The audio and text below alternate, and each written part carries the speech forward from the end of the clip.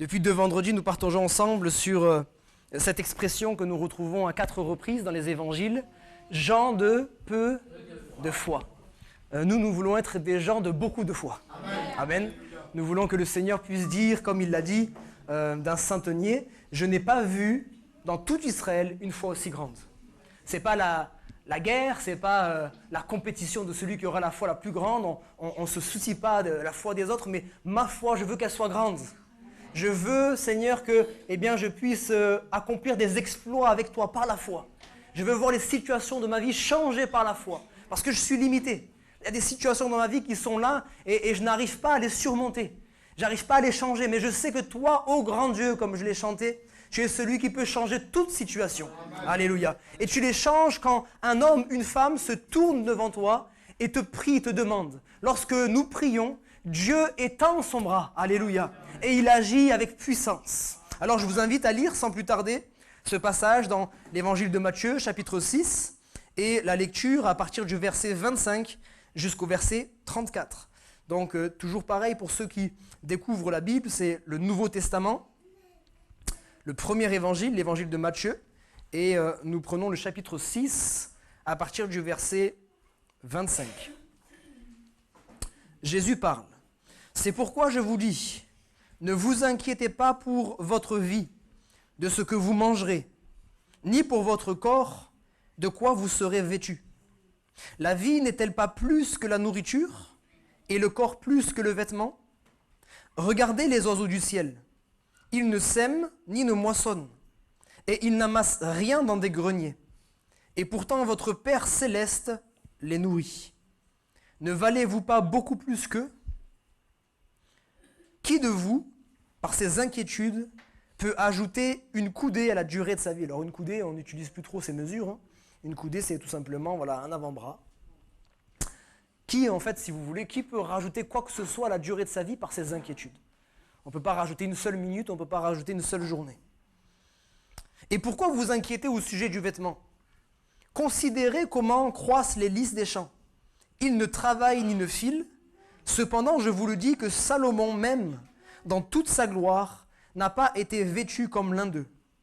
Si Dieu revêt ainsi l'herbe des champs qui existe aujourd'hui et qui demain sera jetée au four, ne vous vêtira pas à plus forte raison, gens de peu de foi. Ne vous inquiétez donc point, et ne dites pas que mangerons-nous, que boirons-nous, de quoi serons-nous vêtus? Car toutes ces choses, ce sont les païens qui les recherchent. Votre Père céleste sait que vous en avez besoin. Cherchez premièrement le royaume et la justice de Dieu, et toutes ces choses vous seront données par-dessus. Ne vous inquiétez donc pas du lendemain, car le lendemain aura soin de lui-même. À chaque jour suffit sa peine. Amen. Alors, dans les 2 derniers vendredis, nous avons eu l'occasion de commencer à parler justement de cette vie sans inquiétude. Je vous encourage, si vous n'étiez pas présent, à aller consulter les messages sur YouTube, sur notre chaîne YouTube, pour que vous puissiez un petit peu suivre la continuité de ce message. Parce que ce qu'on va aborder ce soir, finalement, c'est en lien avec ce qu'on a abordé les vendredis précédents, à savoir, tourner nos regards vers le Seigneur et le prier pour ne pas s'inquiéter des choses de notre vie. Je vais juste très rapidement rappeler que l'inquiétude, en réalité, est une chose inévitable, on l'a vu, mais le Seigneur préfère qu'on s'inquiète des choses de Dieu. Voilà pourquoi il a dit, cherchez premièrement le royaume et la justice de Dieu. Et il préfère aussi qu'au lieu de nous inquiéter, c'est-à-dire à ruminer, à tourner la situation dans tous les sens comme on sait bien le faire, au lieu de passer notre temps à faire ça, passons notre temps à prier. Devant une situation, prions. Ne vous inquiétez de rien, mais en tout temps, en toute chose, faites connaître vos besoins à Dieu par des prières, des supplications, avec des actions de grâce. Alléluia. Ça, c'est ce que le Seigneur nous encourage à faire. Et puis, on va continuer donc dans notre texte. Et il est dit, regardez les oiseaux du ciel. Ils ne sèment ni ne moissonnent. Et là, en fait, en réalité, le Seigneur est en train de nous ouvrir les yeux sur un principe spirituel.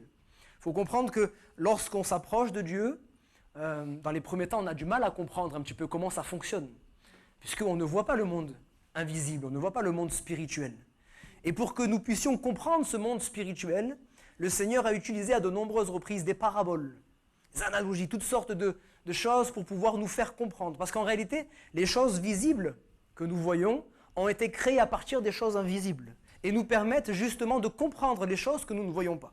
Et il y a des principes qui sont éternels, il y a des principes qui sont spirituels et que nous devons comprendre pour pouvoir être dans la paix. Et il y a un des principes qui est celui-ci, je cite pour vous, ne cherchez pas, Genèse, chapitre 8, verset 22. « Tant que la terre subsistera, les semailles et la moisson, le froid et la chaleur, l'été et l'hiver, le jour et la nuit ne cesseront point. » Les météorologues et toutes les personnes en ce moment, ils sont en train de dire, peut-être le printemps et l'automne, ça disparaît, c'est vrai. Hein, il n'y a plus de saison mais l'été et l'hiver, ça ne bougera pas. Ils peuvent dire tout ce qu'ils veulent, le Seigneur l'a dit. Il y a bien sûr une portée spirituelle derrière, mais le Seigneur a annoncé par là des principes. Et ce qui nous intéresse ce soir, c'est surtout les semailles et la moisson. La semence et la moisson. Comprenez une chose, à l'origine, lorsque Dieu a créé l'homme, il a créé Adam et Ève, il lui a demandé de s'occuper du jardin. Et à l'origine, Adam travaillait la terre sans peine, sans difficulté. Il se nourrissait du fruit de la terre sans peine et sans difficulté. Vous connaissez la suite, le serpent est entré dans le jardin, a tenté Ève qui a mangé du fruit. Ève en a donné aussi à Adam. Ils ont péché et puis Dieu est venu pour rétablir toutes choses. Il a parlé à la femme, il a parlé à Satan, mais il a parlé aussi à l'homme. Et qu'est-ce qu'il a dit à l'homme ? Pour faire très simple, à partir d'aujourd'hui, c'est à la sueur de ton front que tu te nourriras ce qui sortira de la terre. Donc à partir de là, il y a eu ce principe-là de semence et moisson. Tu ne sèmes pas, tu ne moissonnes pas. C'est simple, hein ? On connaît au travers des Écritures toutes sortes de passages qui nous parlent de ça. Un passage que vous connaissez certainement pour les plus anciens. Celui qui sème avec larmes, moissonnera avec chant d'allégresse. Ça, c'est pour encourager ceux qui sont dans des situations. Elvire nous a dit par exemple, j'ai cette situation depuis des années et je sème dans la prière avec larmes. Je sème dans la prière avec larmes pour les gens de ma famille. Je sème avec prière avec larmes pour telle chose et pour telle autre chose. Je ne vois rien pour l'instant.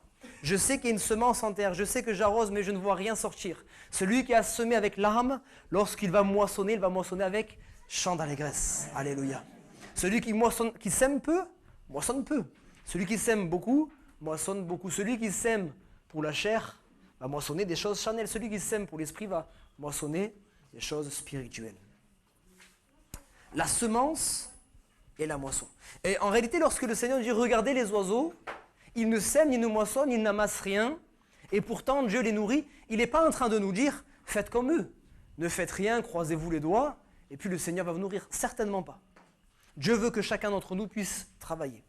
Et Dieu a en horreur la paresse.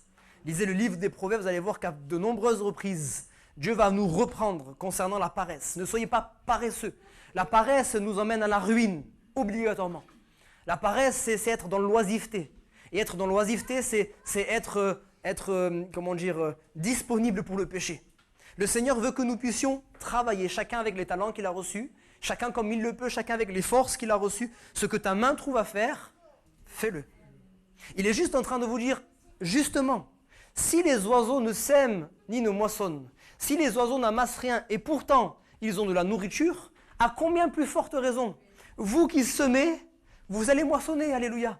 Dieu va faire en sorte que votre semence puisse croître. Dieu va faire en sorte que votre semence puisse sortir de terre. Semer, c'est semer de différentes manières. Semer dans la prière, on l'a dit. Semer dans l'annonce de la parole de Dieu. Nous avons besoin de semer, bien-aimés. Et même la plus petite des graines peut faire tellement de choses extraordinaires. Des fois, on a vidé le paquet dans un terrain et il n'y a rien qui est sorti. Ça vous est arrivé ? Quand je dis ça, ça veut dire qu'on a parlé pendant 3 heures, 4 heures, 5 heures avec une personne, on lui a cité tous les versets de la Bible. Finalement, apparemment, il n'y a rien qui est sorti. Puis des fois, on a juste été à la caisse et la caissière, on a dit que Dieu vous bénisse, madame, bonne journée. Que Dieu vous bénisse, Dieu vous aime. Et puis on est parti. Cette personne, ça l'a travaillé, puis on est revenu le lendemain. Pourquoi vous m'avez dit ça, monsieur ? Pourquoi vous m'avez dit ça, madame ? Parce que je suis chrétien. Et je sais que Dieu vous aime. Ouais. Et puis elle vient à l'église. Une petite semence, elle est sortie de terre. Dieu nous demande de semer. Dieu nous demande d'arroser. C'est lui qui fait croître. Ce n'est pas notre responsabilité. Semer, moissonner, on l'a dit aussi, peut-être qu'on abordera ce sujet financièrement aussi, être capable de semer pour pouvoir moissonner. Il dit, il ne sème ni ne moissonne et il n'amasse rien non plus. Voici encore un principe, le fait d'amasser. Dieu nous met en garde au travers de sa parole sur la manière d'amasser. Je dis ça parce qu'on en discutait dernièrement avec les jeunes. Beaucoup de chrétiens pensent que, en tant que chrétien, on n'a pas le droit d'amasser. On s'appuie sur ce passage qui est justement dans le même chapitre, Matthieu 6. Il dit, ne vous amassez pas un trésor sur la terre. Il y a la teigne, la rouille, le voleur. Mais amassez-vous plutôt un trésor dans le ciel. Et à partir de là, et puis de différents passages, eh bien, certains chrétiens pensent qu'on ne peut pas amasser. En réalité, c'est la même chose que l'inquiétude. Il y a un cadre. Il y a un cadre. C'est la manière dont nous amassons. La raison pour laquelle nous amassons. Si nous amassons simplement pour nous faire un pactole, pour nous enrichir nous-mêmes, comme si on allait garder ces choses éternellement, Dieu est contre cela. Parce que nous avons de l'amour pour les richesses de ce monde. Nous sommes attirés par les richesses de ce monde. Mais si nous amassons parce que nous voulons être capables de pouvoir faire face à certains coups durs, parce que nous voulons être capables aussi de pouvoir aider d'autres personnes, il y a, comme je l'ai dit, dans ce que Dieu nous donne, ce qui est nécessaire à la vie du quotidien. Et ça, Dieu ne nous demande jamais de nous en démunir pour le donner aux autres. Et puis, il y a toujours ce qui est superflu. Seulement à nous d'avoir la sagesse pour discerner ce qui est nécessaire et ce qui est superflu. Même si tu as 2 euros de superflu, mets ces 2 euros de côté. Parce qu'un jour, quelqu'un aura peut-être besoin de ces 2 euros. Ou peut-être tu en auras besoin, toi, de ces 2 euros. Parce qu'il va y avoir une difficulté que tu vas rencontrer, un imprévu. Et tu pourras te servir de ces choses. Dieu n'est pas contre le fait d'amasser. Dieu condamne plutôt le fait de poursuivre les richesses. C'est ça qu'il condamne. Mais il veut, et comprenez bien ceci, il veut que nous puissions jouir de notre argent. Je vais sortir très rapidement du message pour y revenir, mais je partageais ça avec les jeunes. Vous savez, il y a beaucoup de choses dans notre culture française où on a limité beaucoup de choses. Et dans notre culture française, surtout dans le domaine de l'Église, on a prêché aux gens très, très souvent soyez simples, soyez sobres. Cherchez un travail simple, ne cherchez pas à avoir un travail trop important, ne cherchez pas à avoir un salaire trop important, etc. Parce que ça peut vous emmener... C'est vrai, il y a un piège. Seulement, on ne peut pas en faire une généralité. Il y a des personnes qui sont appelées à vivre très simplement. Mais il y a des personnes qui sont appelées à exceller dans certains domaines. Et c'est ce qui fait la différence avec d'autres cultures. Je ne citerai pas des pays, vous allez certainement y penser. Il y a des pays où on va encourager les chrétiens, très jeunes, très tôt, même à l'école du dimanche, à faire des études. Si tu n'es pas fait pour, tu n'es pas fait pour. Mais si tu es fait pour, ne te freine pas à cause de ta foi. Fais des études pour devenir avocat chrétien. Fais des études pour devenir chef d'entreprise chrétien. Fais des études pour devenir ceci, pour devenir cela. Parce qu'on a besoin d'avoir des chrétiens qui sont aussi haut placés. N'est-ce pas? C'est peut-être ce qui nous manque aussi dans notre pays. N'est-ce pas? Je ne sais pas si j'ouvre votre esprit sur une chose pour que vous puissiez aussi prier. Les générations passées sont les générations passées. Prions pour les générations futures. On ne veut pas les pousser à chercher les choses hautes de ce monde, mais les laisser aussi accomplir ce que Dieu a prévu pour eux. Il y a des pays où il y a des personnes qui sont chefs d'entreprise et qui sont chrétiens. Soyons très terre à terre. Regardez, je cite pour que vous compreniez un petit peu les États-Unis. J'en fais pas un exemple, c'est un exemple parmi tant d'autres. Il y a le bon et le mauvais, on le sait. Mais nous, qu'est-ce qu'on doit faire en tant que chrétiens? On doit essayer de prendre le bon de chaque personne, de chaque pays, etc. etc. Ça n'existe presque pas une église avec juste 4 murs, une tôle et 3 bancs. Parce qu'aux États-Unis, il y a beaucoup de chrétiens qui gagnent de l'argent. Donc, ce n'est pas un problème pour eux. Et vous savez, moi, je parle des vraies églises. Hein. On est en contact, bien sûr, avec les pasteurs aux États-Unis. Mais non seulement ils arrivent à ouvrir des églises pour eux, mais en plus, ils envoient de l'argent à l'étranger pour ouvrir des églises. Parce que Dieu pourvoit, parce que Dieu bénit. Amen. Donc je ferme la parenthèse, c'est juste pour qu'on puisse prier aussi dans ce sens-là.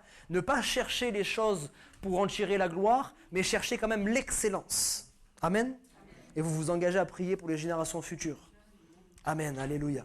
Alors Dieu veut que nous puissions quand même jouir de notre argent. Il dit dans Ecclésiaste chapitre 5, verset 18, je cite pour vous pour gagner du temps. Et même si un homme a reçu de Dieu des richesses et des biens, reçu de Dieu, même s'il a travaillé, il a reçu de Dieu des richesses et des biens. S'il lui a donné le pouvoir d'en manger, d'en prendre sa part et de se réjouir au milieu de son travail, c'est un cadeau de Dieu. Dieu n'est pas contre cela. Dieu n'est pas contre cela. Dieu nous donne de l'intelligence, Dieu nous donne des forces pour qu'on puisse travailler, pour qu'on puisse recevoir et qu'on puisse jouir aussi de ces choses-là. Donc Dieu n'est pas contre, Dieu est contre le fait qu'on s'attache. Dieu nous encourage à une gestion sage et intelligente de nos biens. Proverbe chapitre 13, verset 11. Une fortune mal acquise diminue. Je souris parce que j'en parlais dernièrement avec un couple. Vous savez, si vous faites des choses qui ne sont pas pas forcément illégal, mais c'est à la limite. C'est juste c'est un doigt de pied qu'on met. En mettant un doigt de pied, souvent on glisse entièrement dans la chose, hein, n'est-ce pas? Et quand on gagne de l'argent finalement facilement, mais pas de la bonne manière, une fortune mal acquise diminue. C'est ce qui fait qu'il y a des gens qui gagnent beaucoup d'argent et ne savent même pas où disparaît l'argent. Finalement, on n'en profite même pas. On a beaucoup d'argent, mais on n'en profite pas. Et il va continuer en disant, mais celui qui amasse peu à peu augmente son bien. Dieu n'est pas contre. Celui qui amasse peu à peu augmente son bien. Si vous vivez au jour le jour, vous ne pourrez jamais acquérir quoi que ce soit. Si vous vivez au jour le jour, vous ne pourrez pas faire face aux imprévus. Demain, la machine à laver, je parle de choses très concrètes, tombe en panne, je vis au jour le jour, mais je n'ai même pas d'argent de côté pour pouvoir, je vais faire un crédit et m'endetter. Si vous vivez au jour le jour, vous ne pourrez jamais aider ceux qui sont dans le besoin. Et vous ne pourrez pas non plus bénir l'œuvre de Dieu. Il faut être capable aussi d'amasser. Ça, ce sont des principes qui ne changent pas. Principes qui ne changent pas. On a parlé de la semaille et de la moisson. On a parlé du jour et de la nuit. Là encore, c'est un principe spirituel qui est derrière. Après chaque jour vient une nuit. Après chaque nuit vient un jour. Ça marche dans les deux sens. Après chaque bénédiction, attendez-vous quand même à avoir une épreuve. Pas pour vous décourager, mais c'est une réalité. Après chaque épreuve, après chaque temps d'épreuve, après chaque difficulté, le matin se lève. Le soleil vient à nouveau. Alléluia. Et ça, c'est une réalité. Et la vie, elle est faite comme ça. Ne cherchez pas à avoir toujours le soleil et toujours la journée. La nuit vient toujours. Et ne croyez pas que Dieu vous a créé pour être toujours dans la nuit, toujours dans les ténèbres. La Bible dit les ténèbres ne régneront pas toujours. Alléluia. Le soleil de la justice se lève sur nous. Amen. Amen. Amen. Alléluia. Dieu est bon. Dieu veut nous bénir encore en cette soirée. Et puis il y a des réalités, des principes qui ne changent jamais aussi. Les temps d'abondance et les temps de disette. Pour celui qui n'a jamais fait d'économie, je l'ai dit, je crois, dimanche dernier, j'ai déjà commencé à en parler. Pour celui qui ne fait jamais d'économie, les temps de disette, c'est compliqué. Parce que j'ai plus de sous et j'ai même pas de sous de côté. Et je suis obligé de vivre au crochet des autres. Encore une fois, je vais être obligé d'emprunter de l'argent, emprunter, et avoir tellement de crédit que je m'écroule de plus en plus et de pire en pire. C'est la mauvaise voie. C'est la mauvaise voie. Il faut qu'on puisse avoir et demander à Dieu d'avoir une gestion sage et intelligente de nos finances. Je l'ai dit et je veux le rappeler ce soir encore. Préparons-nous, bien-aimés. Si nous, le peuple de Dieu, nous ne sommes pas éveillés, si nous, le peuple de Dieu, nous ne sommes pas capables d'anticiper les choses, alors je ne sais pas à quoi sert que l'on prie. Dieu est là pour nous révéler les choses à l'avance. Dieu est là pour nous donner de l'intelligence. Tout le monde est en train de s'amuser. Et même, j'ai envie d'aller plus loin. Il y a des païens, des gens qui n'ont pas le Seigneur et qui quand même commencent à réfléchir. Ils ne connaissent rien de ce que la Bible annonce de la fin des temps. Mais ils réfléchissent, ils calculent plus ou moins. Ils disent, mais attends, là, il va se passer des choses difficiles. Je commence à faire des économies. À combien plus forte raison, nous, chrétiens, préparons-nous, non seulement pour nous-mêmes. Et si vous n'avez pas besoin pour vous-même, préparez-vous pour vos frères et sœurs. Laisserez-vous vos frères et sœurs dans la difficulté, dans la disette ? Vous allez continuer à venir ici tranquillement pendant que vos frères et sœurs sont dans la disette. Vous aurez des comptes à rendre devant le Seigneur. Parce que Dieu a fait le riche et le pauvre pour qu'ils se rencontrent, je le cite souvent. Et Dieu vous a donné certaines fois un peu plus, pas pour que vous le gardiez pour vous, mais pour le donner aux autres. Ce n'est pas pour vous, c'est pour les autres. Tout ce que vous amassez pour vous-même, finalement, vous n'allez pas partir avec. Amasser pour vous-même, ça ne sert à rien. Amasser, bien sûr, c'est pour jouir de notre vie, mais c'est pouvoir être capable aussi certaines fois d'aider les autres. C'est très important. Et il faut qu'on puisse développer cette culture-là, cette mentalité-là. Bien aimé, c'est bien de parler de la mentalité de la foi. C'est bien de parler de la mentalité d'accomplir des exploits, etc., etc. Mais il y a des choses aussi très terre à terre qu'on a besoin aussi de comprendre, de connaître et de mettre en pratique. Amen. Il continue en disant, votre Père céleste les nourrit. Notre Dieu n'est pas un Dieu étranger. Notre Dieu n'est pas un Dieu qui se tient à l'écart, éloigné de nous, et qui ne s'intéresse pas à nos soucis. Notre Dieu est un Père. Notre Dieu est un Père. Il dit votre Père céleste, pas leur Père céleste, il parle des oiseaux. Il ne dit pas leur Père céleste est en train de leur donner à manger. Il dit votre Père céleste, c'est votre Père, il nourrit les oiseaux. Comment va-t-il nourrir les oiseaux et laisser ses propres enfants mourir de faim? Vous pensez ça? Quel père serait-il? Méchant comme vous l'êtes, vous savez donner de bonnes choses à vos enfants. À combien plus forte raison votre Père céleste vous donnera-t-il aussi de bonnes choses si vous le lui demandez. Si vous le lui demandez. Il y a des choses, on n'a même pas besoin qu'il nous le demande. Vous avez remarqué des fois, vous n'avez même pas pensé à demander une chose que Dieu vous le donne déjà. Parce qu'il a anticipé. Il connaît vos besoins. Et il sait aussi qu'il doit répondre à vos besoins. Mais il y a d'autres choses, il attend qu'on lui demande. C'est ce qu'on a parlé, on en a discuté, priez. Faites des supplications et puis des actions de grâce. Faites connaître vos besoins à Dieu. Dieu est le créateur des animaux, pas leur père. Et pourtant il les nourrit. À combien plus forte raison? Jésus dira, ne valez-vous pas plus, pas beaucoup plus que eux? On n'est pas là pour faire des distinctions, mais bien évidemment, lorsque vous lisez Genèse, vous allez voir que Dieu a créé différentes choses. Après tout ce qu'il a créé, il a dit, cela est bon. Amen. Cela est bon. Cela est bon. Mais quand il a créé l'homme, c'était quand même une création différente. Il a dit, faisons l'homme à notre image. Quelle autre création a été faite à l'image de Dieu? Aucune autre. Il a créé l'homme comme il a pu créer les animaux, comme il a créé les astres, etc., mais pas dans le même but. Il a créé l'homme pour être en communion avec lui. Il n'a pas créé les oiseaux ni les étoiles pour être en communion avec lui. Il a créé l'homme pour être en communion avec lui. Il a créé l'homme pour que l'homme puisse l'adorer. Nous sommes des créatures exceptionnelles en ce sens-là. Alléluia. Dieu nous a créés pour être en communion avec lui. Dieu nous aime. Nous avons de la valeur aux yeux de Dieu. Si nous n'avons pas de valeur aux yeux des hommes, nous avons au moins de la valeur aux yeux de Dieu. Et puis Jésus continue après tout ce développement que vous comprenez. Qui d'entre vous peut ajouter une coudée à sa vie par ses inquiétudes? Quand on met de côté l'aspect spirituel et qu'on s'arrête juste 2 secondes, on se rend compte que l'inquiétude, elle ne sert à rien finalement. L'inquiétude ne vous ajoute rien, elle fait que vous enlevez. Ça ne va pas vous rajouter une seule minute à votre vie. Ça peut peut-être au pire vous en enlever même. N'est-ce pas? Parce que quand on s'inquiète, même notre corps finit par se fatiguer. Notre corps finit par s'abîmer. On commence à avoir des maladies. Combien de maladies aujourd'hui sont liées au stress, sont liées aux angoisses, à l'inquiétude? Et de plus en plus d'AVC, vous avez remarqué ça? De plus en plus d'AVC, les AVC c'est lié au stress. Le stress de la vie qui fait que ça ne nous rajoute pas du temps, mais ça nous en enlève. Le Seigneur est en train de vous dire, même sans le spirituel, le stress ça ne vous sert à rien, alors arrêtez. À quoi bon faire quelque chose qui ne vous sert à rien? Arrêtez de vous inquiéter. Ne vous inquiétez pas du lendemain. On anticipe toujours tout. Et franchement, si on tenait un journal, parce que finalement il y a tellement de choses dans notre vie qu'on finit par perdre pied, mais si on tenait un journal, aujourd'hui je m'inquiète par rapport à ça, par rapport à ça, par rapport à ça, et j'anticipe, ça va se passer comme ça va se passer comme ça, à la fin du mois je ne vais pas réussir, j'ai peur que la semaine prochaine j'apprends une nouvelle de mon enfant qui est malade, et ceci et cela et machin. On s'inquiète, la plupart du temps ça ne se passe jamais comme nous on l'avait prévu.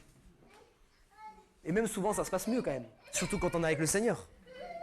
Ça ne se passe pas comme on l'avait prévu. Donc finalement, on s'est inquiété pendant des journées entières, des semaines entières, voire des mois entiers, pour rien. Vraiment pour rien. Ça n'a servi à rien. Qui d'entre vous peut ajouter quoi que ce soit? Il va donner un autre exemple encore. Les lys des champs, regardez-les. Ils ne travaillent pas, ils ne font rien.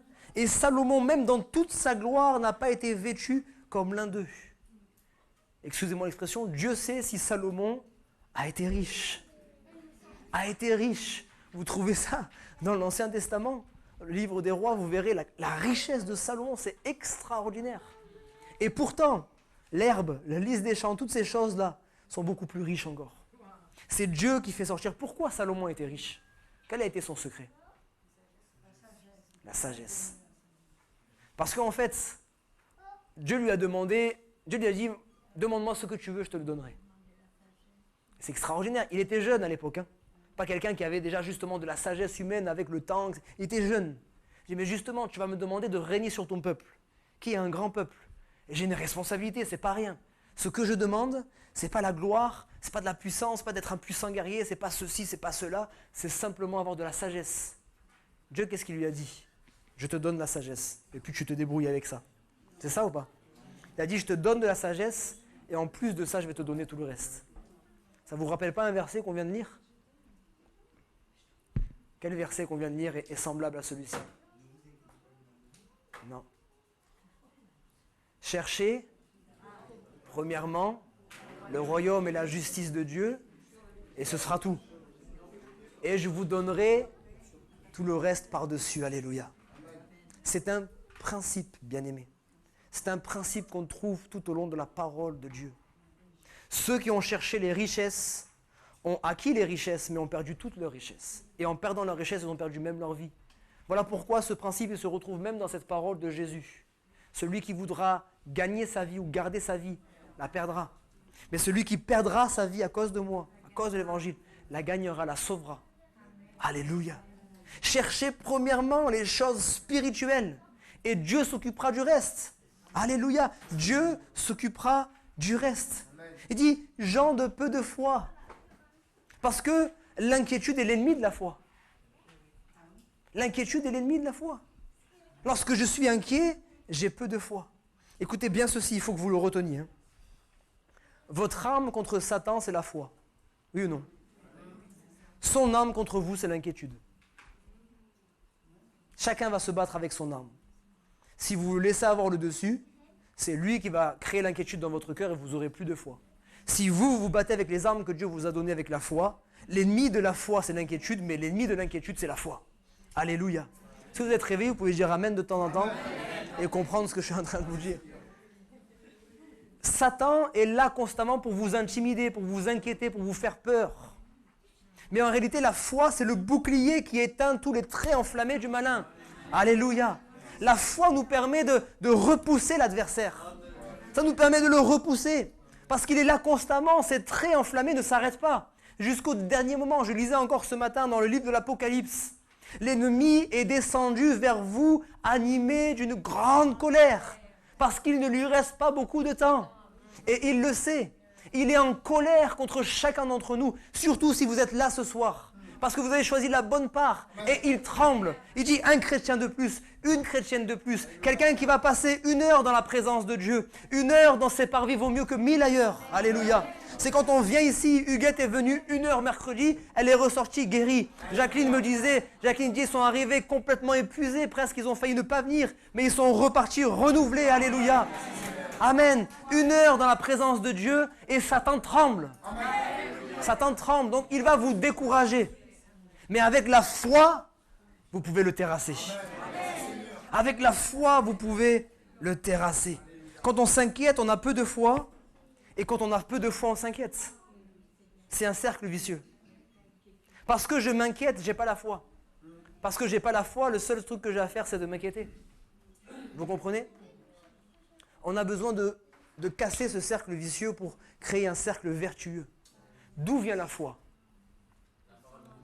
La foi vient de ce que l'on entend, et ce que l'on entend vient de la parole de Dieu. Pas de mystère, bien-aimé.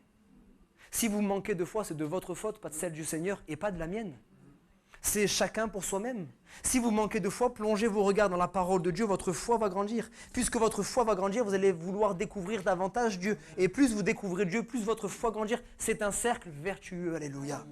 Alléluia. Et puis je termine. Toutes ces choses que nous avons citées, le vêtement, la nourriture, boire, etc., etc., ce sont les païens qui les recherchent. C'est quoi les païens? Pour ceux qui ne connaissent pas. Allez, on lève la main comme à l'école. Il ne faut pas avoir peur. Qui c'est qui se lance? Delphine. Les non-croyants. Les non-croyants s'inquiètent de ces choses. Et c'est normal. Parce qu'ils pensent que leur vie va s'arrêter ici-bas. Donc il faut qu'on profite à fond de cette vie. Après, c'est fini. Mais nous avons compris qu'en réalité, notre vie, elle ne s'arrête pas ici-bas et que nous, c'est qu'un passage ici. Le plus important, c'est d'amasser là-haut. Alléluia. Ils s'inquiètent pour ces choses. Ils recherchent ces choses. Ce sont les païens qui les recherchent. 1 Chroniques, chapitre 16, verset 11. Ayez recours à l'Éternel et à sa force. Recherchez constamment sa présence. Alléluia. Ésaïe, chapitre 55, verset 6. Recherchez l'Éternel pendant qu'il se laisse trouver. Faites appel à lui tant qu'il est prêt. Parce que viendra un temps où il ne se laissera plus trouver. Viendra un temps où ce sera terminé. Viendra le temps du jugement. Viendra le temps du jugement. Mais nous avons encore cette période de grâce. Voilà pourquoi le Seigneur a dit, c'est à toi de savoir où tu veux focaliser ton attention. Si tu focalises ton attention sur les choses d'ici-bas, tu vas t'inquiéter inévitablement.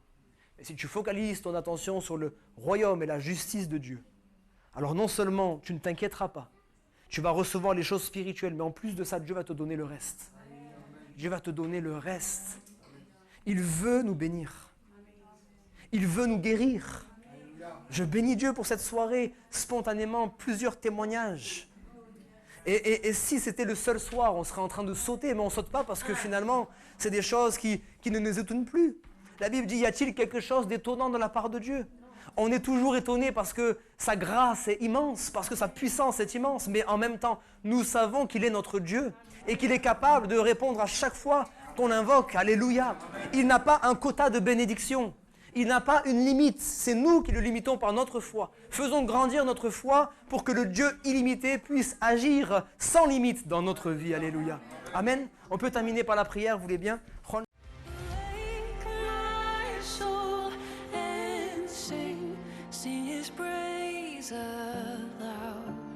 Sing his praise aloud.